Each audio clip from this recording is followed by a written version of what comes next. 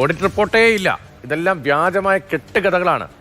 എന്തായിരുന്നു പ്രചാരണം? ഇന്നിപ്പോൾ CPM സംസ്ഥാന സെക്രട്ടറി ഉൾപ്പെടെ ഭാഗത്തു നിന്നും അത്തരം പ്രതികരണങ്ങൾ വരുന്നുമുണ്ട്. പക്ഷേ ഓഡിറ്റ് റിപ്പോർട്ട് ഉണ്ട് എന്ന് മിനിമം സമ്മതിക്കുന്നുണ്ട് ഇപ്പോൾ ദേവസ്വം ബോർഡ് വിശദീകരണക്കുറിപ്പിൽ.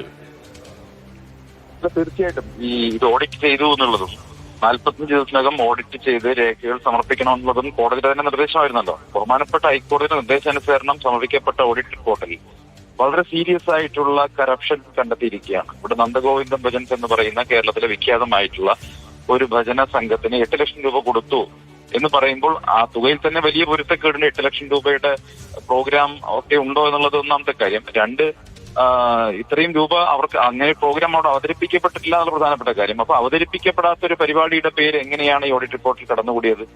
അത് വളരെ ഗൗരവമായിട്ടുള്ള കാര്യമല്ലേ. അപ്പൊ ഇത് പണം അടിച്ചു മാറ്റാൻ വേണ്ടിയുള്ള ബോധപൂർവമായിട്ടുള്ള പരിശ്രമം നടന്നു, പണം അവിടുന്ന് മോഷ്ടിക്കപ്പെട്ടു എന്നുള്ളത് തന്നെയാണ് നമ്മൾ മനസ്സിലാക്കേണ്ടത്. മാത്രമല്ല, ഇനി എങ്ങനെയാണ് മുഖ്യമന്ത്രി ഒരു ദിവസത്തെ ഒരു രാത്രിയിലെ താമസത്തിന് 1.5 ലക്ഷം രൂപയുടെ സപ്രമഞ്ചക്കട്ടിൽ വാങ്ങിയത് എങ്ങനെയാണ് ന്യായീകരിക്കാൻ സാധിക്കുന്നത്? ഇത് മാത്രമല്ലല്ലോ, ഒരു നന്ദഗോവിന്ദ ഭജൻസിന്റെ വിഷയം മാത്രമല്ലല്ലോ. ഇതിൽ വന്ന അതിഥികൾ എന്ന് പറയുന്നവർക്ക് മുഴുവൻ, അല്ലെങ്കിൽ അയ്യപ്പ ഭക്ത സംഗമത്തിന് വന്ന ആളുകൾക്ക് മൂന്നാറിലും അതുപോലെ തന്നെ കുമരകത്തും ഒക്കെ പഞ്ചനക്ഷത്ര റിസോർട്ടുകളിൽ താമസ സൗകര്യം ഒരുക്കിയത്, അവിടുന്ന് ടാക്സികളിൽ, സ്പെഷ്യൽ ടാക്സികളിൽ കൊണ്ടുവന്നത്, ഇതിനൊക്കെ എങ്ങനെയാണ് ന്യായീകരിക്കാൻ പറ്റുക? ഇതിനൊക്കെ കോടിക്കണക്കിന് രൂപ ചെലവാക്കിയത് എങ്ങനെ ന്യായീകരിക്കാൻ പറ്റുക? മറ്റൊന്ന്, ഇതിന്റെ സ്പോൺസർമാരായിട്ട് വന്നത് നവീകരിക്കുന്നതിന് വേണ്ടി 1 ലക്ഷം രൂപ വേണം എന്നൊക്കെ പറയുന്നത് ഒരു തരത്തിലും വിശ്വസിക്കാൻ കഴിയില്ല. അതിനെ മറയ്ക്കാൻ വേണ്ടി ഇന്നലെ ഇറങ്ങിയ പ്രചാരണം എന്തായിരുന്നു? ദേവസ്വം ബോർഡിന്റെ അസറ്റിൽ പെടുത്തുകയാണ് ആ കട്ടിലും മെത്തയും ഒക്കെ എന്നാണ്. അവിടെ നേരത്തെ തന്നെ ഒരു ഗസ്റ്റ് ഹൗസും റെസ്റ്റ് ഹൗസും ഒക്കെ ദേവസ്വം ബോർഡിന്റെ അധീനതയിൽ ഉള്ളതാണ്. അവിടെ മന്ത്രിമാർ ഉൾപ്പെടെയുള്ളവർ താമസിക്കാറുണ്ട്, ദേവസ്വം ബോർഡ് പ്രസിഡന്റ് താമസിക്കാറുണ്ട്, കമ്മീഷണർമാർ താമസിക്കാറുണ്ട്. അപ്പോൾ മുഖ്യമന്ത്രി എത്തുമ്പോൾ പ്രത്യേകമായി കട്ടിലും മെത്തയും ഒക്കെ വരുന്നു. അതിനെ ന്യായീകരിക്കാനുള്ള വാദങ്ങൾ എങ്ങനെ നാട്ടുകാരെ പറഞ്ഞ് ഫലിപ്പിക്കും? ബഹുമാനപ്പെട്ട മുഖ്യമന്ത്രിക്ക് താമസിക്കാൻ അവിടെ നിരവധിയായിട്ടുള്ള ഗസ്റ്റ് ഹൗസുകൾ ഉണ്ടല്ലോ. ഇപ്പൊ ഈ പത്തനംതിട്ട ജില്ലയിൽ എത്രയോ ഗസ്റ്റ് ഹൗസുകൾ മുഖ്യമന്ത്രി സാധാരണഗതിയിൽ വന്നാൽ താമസിക്കുന്ന റൂമുകളും ഗസ്റ്റ് ഹൗസുകളും ഇനി വേണ്ട ഹോട്ടലുകളും ഒക്കെ അവൈലബിൾ ആയിട്ടുള്ള സ്ഥിതിക്ക് എന്തിനാണ് വീണ്ടും ഇത്രയും രൂപ ചെലവാക്കി ഈ റൂം നവീകരിക്കുന്നതിന്റെ ആവശ്യം എന്താണ്?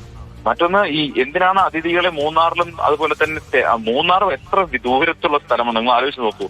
ഇപ്പൊ അമ്പയിൽ നിന്ന് എത്രയോ ദൂരെ കിടക്കുന്ന മൂന്നാറിൽ കൊണ്ടുപോയി ഇവരെ റിസോർട്ടിൽ താമസിപ്പിക്കേണ്ട കാര്യം എന്താ? അതിൽ കുമരകത്ത് താമസിപ്പിക്കേണ്ട കാര്യം എന്താ? അയ്യപ്പ ഭക്ത സംഗമത്തിൽ വന്ന ഈ ആളുകൾ എന്തിനാണ് റിസോർട്ടിൽ താമസിക്കുന്നത്? അവർക്ക് താമസിപ്പിക്കാൻ മറ്റ് സ്ഥലങ്ങളില്ലേ? പമ്പയിലോ പന്തളത്തോ മറ്റേതെങ്കിലും പ്രദേശങ്ങളിലെ ഇഷ്ടംപോലെ ഹോട്ടൽസും എല്ലാം അവൈലബിൾ ആണല്ലോ പത്തനംതിട്ടയിലൊക്കെ. അവിടെ ഒന്നും താമസിപ്പിക്കാതെ മൂന്നാറിലും ഈ കുമരകത്തും ഒക്കെ കൊണ്ടുപോയി ഇവര് താമസിപ്പിച്ചതിന്റെ സാങ്കത്യം എന്താണ്? ഇതിനെങ്ങനെ ന്യായീകരിക്കാൻ പറ്റുന്നത്? ഇനി ഇതിന്റെ സ്പോൺസർമാരാരാ? ധനലക്ഷ്മി ബാങ്ക് ശബരിമലയിലെ പണം മുഴുവൻ കൈകാര്യം ചെയ്യുന്ന, ദേവസ്വത്തിന്റെ പണം കൈകാര്യം ചെയ്യുന്ന ബാങ്കാണ്. മറ്റൊന്ന് സഹകരണ ബാങ്കാണ്, കേരള ബാങ്കാണ്. ഇതും സംസ്ഥാന സഹകരണ വകുപ്പിന്റെ സ്വാഭാവികമായിട്ട് നിയന്ത്രണത്തിലുള്ള ബാങ്കാണ്. അപ്പൊ സ്വാഭാവികമായിട്ട് സാധാരണക്കാരായ പാവപ്പെട്ടവരുടെ പണം തന്നെ, അതല്ലെങ്കിൽ ഈ ഖജനാവിലെ പണം തന്നെ ഒരു തരത്തിൽ പറഞ്ഞാൽ എടുത്ത് ഈ പരിപാടിക്ക് ചെലവാക്കിയിട്ടുണ്ട്. ഇതിന്റെ സ്പോൺസർമാരെ, ബാക്കി സ്വകാര്യ സ്പോൺസർമാർ ആരാ വന്നത്? അദാനിയെ കുറിച്ചാണ് പറയുന്നത്. അദാനി വിഴിഞ്ഞം തുറമുഖം നടത്തുന്ന അദാനി ഇതിൽ സ്പോൺസറായിട്ട് വന്നിട്ടുണ്ട്. ഇതിന്റെ എല്ലാം മന്ത്രി ആരാണ്? തുറമുഖ വകുപ്പും എല്ലാം കൈകാര്യം ചെയ്യുന്ന ആരാണ്? അപ്പൊ ഇതെല്ലാം നമുക്ക് ചേർത്ത് വായിക്കുന്ന സമയത്ത് ഇതിന് പുറകിൽ പ്രവർത്തിച്ചത് വലിയൊരു ഗൂഢാലോചനയും അഴിമതിക്ക് കളമൊരുക്കിക്കൊണ്ടുള്ള ഗൂഢാലോചന, അഴിമതിയിലേക്കാണ് വിരൽ ചൂണ്ടപ്പെടുന്നത്.